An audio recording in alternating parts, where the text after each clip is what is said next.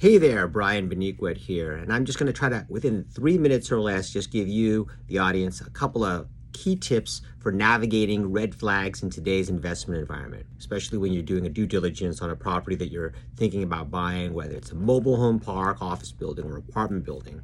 But a couple of key things that you want to be very mindful about in today's environment pertaining to red flags would be insurance and flattening or decreasing rents.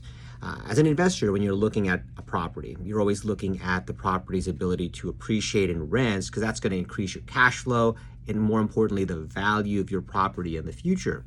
Well, right now, in different markets, rents have been declining for various reasons. I've been doing this 34 years, and just as things come down a little bit, eventually things will come back up. So I fully expect a lot of these things at some point down the future to rebound. But in the immediate period of time, when you're looking at buying properties, those rents are things you want to be very mindful of, the stability of those rents, and not just relying on what you're being told by the listing agent in the offering memorandum.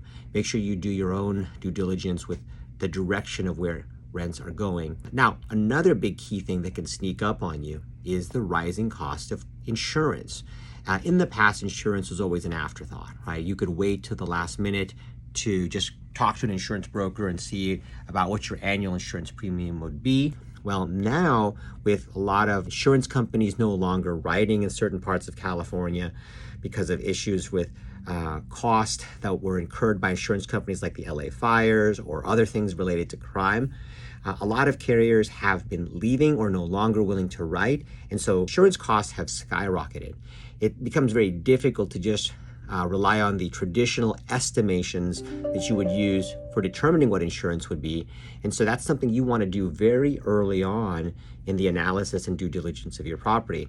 You want to be able to ask the listing agent or even the insurance broker for maybe a clue report, and then be mindful of letting your potential insurance broker that you're getting an insurance quote from know about the age of the property and or the last time that it was renovated or retrofitted, or the last time the electrical panels were upgraded, because all of these are going to be directly affecting your costs.